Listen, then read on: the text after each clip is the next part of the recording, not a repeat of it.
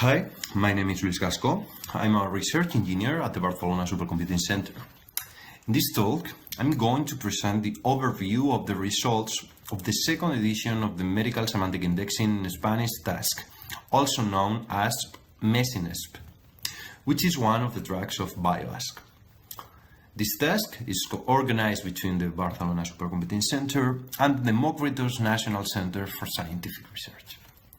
The task is supported by Plan TL. First of all, why develop a semantic indexing task in Spanish? Well, Spanish is one of the most widely spoken languages in the world and is the official language in many countries. There are more than 450 million native speakers, and within the medical field, there are more than 180,000 practitioners only in Spain. For this reason, especially in recent years, we have noticed a large growth in the number of health documents written in this language. For example, as we can see in the figure, we have experienced a strong increase in the number of scientific articles published in this language. This is especially pronounced in the field of medicine, in which the number of articles has doubled in 20 years. Something similar have happened in other document types like patents, clinical trials, and electronic health records. This increase of information makes it more difficult to find relevant documents on specific topics. Daily, we need to consult different sources, such as patent and clinical trial databases, which leads to the need to invest more time in searching for information. And time is very important, especially in times of health crisis scenarios like COVID-19 pandemic, in which the emergence of a new virus required the rapid access of published information to act faster. These information retrieval issues are partially solved with query expansion and semantic search techniques, which rely on data indexing. But data indexing has the problem of being a very complex manual process, which makes it an expensive, non-scalable, non-systematic, and very slow process despite the existence of a large community of indexers. That's why we organized the MESINESP task. The aim of MESINESP is to promote the development of semantic indexing tools in Spanish, to speed up the process either through pure automatic indexing or developing indexing support systems. MESINESP task has 3 subtracks, one for scientific literature, one for clinical trials, and one for patents. The systems are evaluated against a gold standard manually annotated by expert human indexers, and the task will allow us to generate new resources such as gold standards, an automatic generated silver standard, in addition to improve the state of the art of biomedical indexing in Spanish. In the English task, the documents for performance evaluation are those annotated publicly in PubMed. In MESINESP, the evaluation set is manually indexed by experts to control the quality process of the annotation. This manual annotation process was done by 3 human indexers with expertise in DeCS. DeCS codes are a multilingual hierarchical vocabulary written in Spanish and translated into Portuguese, French, and English.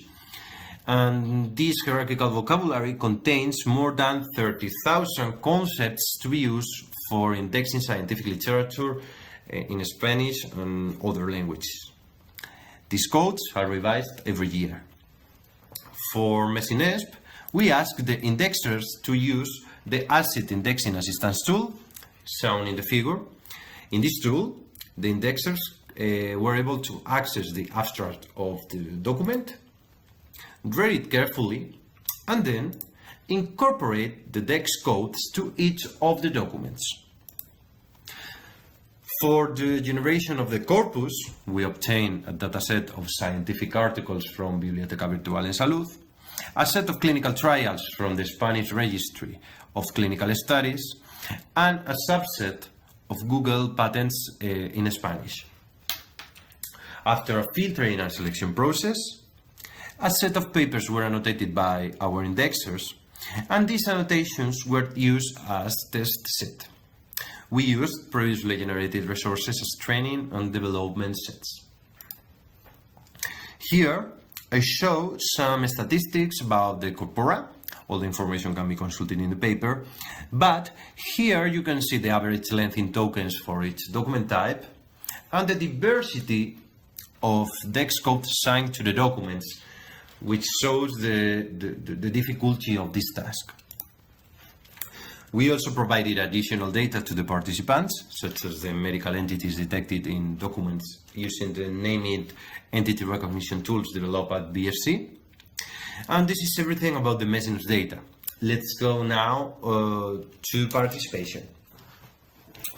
This year, 35 teams were registered, 7 of them submitted results, and the teams came from China, Switzerland, Portugal, Spain, Chile, and India.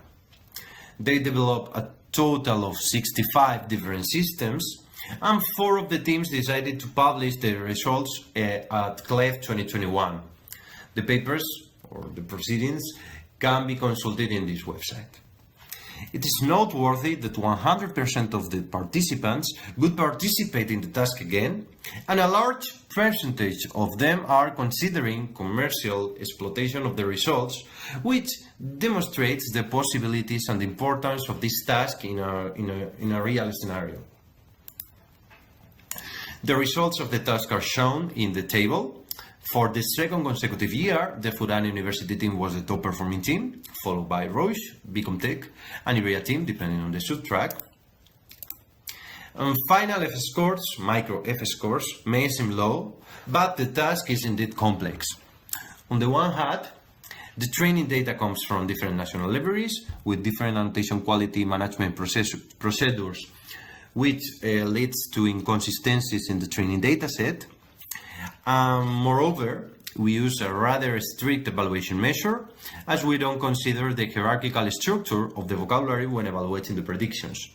For example, if an article had the code back pain, dolor de espalda, with this code, and the system predicted only pain, dolor, it would consider it as incorrect when the system has somehow been able to capture part of the article content. In the previous slides, only F-score results were shown, and in this slide, I showed the results in terms of other metrics, for example, like precision, in which the Roche team achieved the best results for clinical trials, patent subtracts. In terms of recall, the top performing teams was again the Fudan University, and macro F-score results were also quite low. In fact, only the Fudan team in all the 3 subtracts and the Roche and Iberia team were able to exceed the macro F-score threshold of 0.2. Regarding the methods used, the top performing team used the BERT mesh deep learning architecture with a multilingual BERT encoding layer, which was the vector space model used by most of the participants, followed by a multilabel attention layer. It's important to note that they decided to pre-train the model using English language articles from Medline. We also did some analysis of the results, and given that indexing is critical in pandemic scenarios, one of the analyses performed was to check how the developed systems work with COVID-19 related documents. We found that the systems found many difficulties in assigning the new text codes incorporated in 2021 related to COVID. And the image shows how the systems detect the first COVID terms defined in 2020 edition on multiple occasions, as we can see. But however, they were not able to detect the new descriptors which were not present in the training set, these ones. That is that the systems were not able to predict previously unseen labels, so it would be interesting to incorporate zero-shot learning methodologies to at least try to learn them a little bit and increase the performance. In relation to the impact of the task, the state of the art of the medical semantic indexing in Spanish has been improved by almost 6%, but there is still great potential for improvement by looking at the evolution of its sister task in English. Despite the moderate performance results, we did some tests to see if prediction systems could improve the manual indexing process time performance. In this test, where we use ASIT indexing tool and suggested codes using participating systems, we saw significant reductions in the annotation times, an average 50% reduction among all human indexers. In this test, where we use ASIT, but we also propose in the paper the use of the Resnick similarity at document level to consider a hierarchy as a performance metric, as a new performance metric. Finally, we would like to show the set of resources generated in the first 2 editions of MESINESP. During these 2 editions, 13 teams have participated in the task, and 14 papers related to MESINESP have been published. Several gold standard and silver standard corpora have been published, and in addition, 90 different systems have been generated, being 6 of the architectures public on GitHub. Trying to promote semantic indexing tools, the Furan and Bicomtech team have developed 2 demos of automatic semantic indexing services, and the ASIT indexing tool was developed by our team for this task.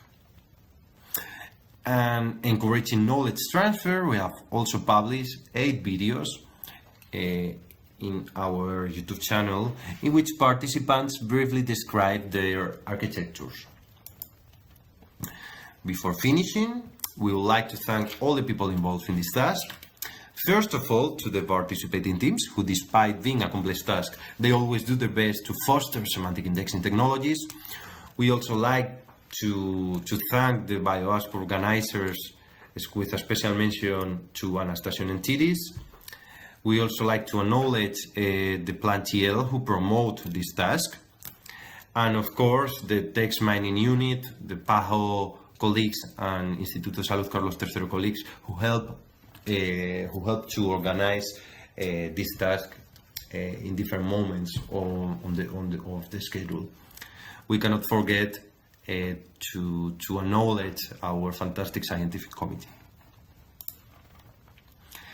Here I show you the references to the paper in case you want to extend information that I briefly presented in the video, as well as additional information of the task and the papers generated this year. Thanks for watching this video, and if you have any question, please don't hesitate to contact me in my professional email, luis.gasco@bsc.es.